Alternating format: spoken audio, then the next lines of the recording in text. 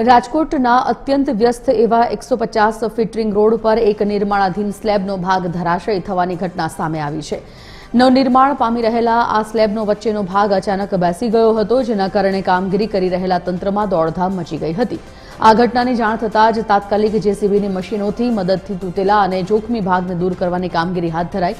આ મામલે પ્રોજેક્ટના સીઈઓએ સ્પષ્ટતા કરતા જણાવ્યું કે કામગીરી દરમિયાન સ્લેબ એક બાજુ નમી ગયો હતો।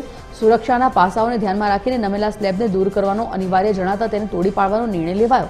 સદનસીબે આ સમગ્ર ઘટનામાં કોઈ પ્રકારની જાનહાનિ સર્જાઈ નથી। नहीं पुल तूटो नहीं।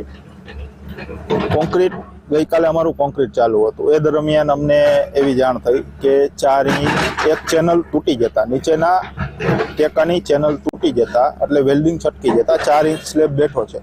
माटे करी भविष्यमां कोई जानहानि न थाय એટલા માટે અમે એવું ડિસિઝન લીધું કે અત્યારે જ આને ડિસમેટલિંગ કરી અને રીકન્સ્ટ્રક્શન કરી દઈએ। હકીકતમાં પુલ કે સ્લેબ ધરાશાયી થયેલો નથી, પરંતુ જ્યારે 150 foot ring road second ring રોડની અંદર રોડની સાથે બ્રિજનું પણ કામ ચાલુ હોય, ત્યાં બ્રિજના કામની અંદર કાલે સવારે 50 મીટરના સ્પાનમાં 10 મીટરનો સ્પાન જે છે ત્યાં સ્લેબ ભરવાની કામગીરી શરૂ હતી। અમારા એક્ઝિક્યુટિવ એન્જિનિયર પણ ત્યાં સ્થળ પર હાજર હતા। સ્લેબ ભરતા ભરતા જ્યારે નીચેના સપોર્ટ હતા એમાં સહેજ ખસ્યો સપોર્ટ, એટલે સ્લેબ સહેજ બેન્ડ થયેલો, એટલે અમારા એક્ઝિક્યુટિવ એન્જિનિયરે તે એમને સંપૂર્ણ દૂર કરવા માટેની સલાહ આપેલી હતી।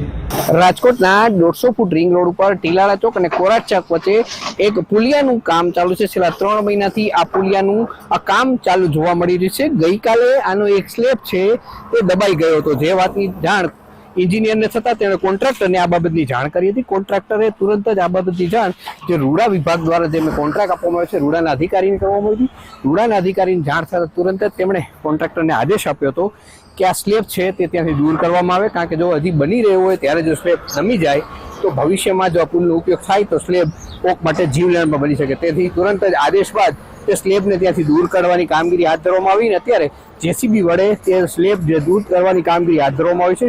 સાથે સાથે અધિકારીએ એ પણ જણાવ્યું કે કોઈ પણ નબળું કામ નહીં ચલાવવામાં આવે। સારી બાબત એ રહી કે હજી બની રહ્યું હોય ત્યારે જ આ બાબત ધ્યાનમાં આવી, જો ભવિષ્યમાં આવું થયું હોત તો કેટલાય લોકોને જીવ પણ જાત, પરંતુ તકેદારીના રૂપે અત્યારે તમામ પ્રકારનો સ્લેબ ત્યાંથી હટાવી દેવામાં આવી રહ્યો છે। કેમેરામેન રવિ ચાવડા સાથે રવિ મોટો, TV 13 રાજકોટ।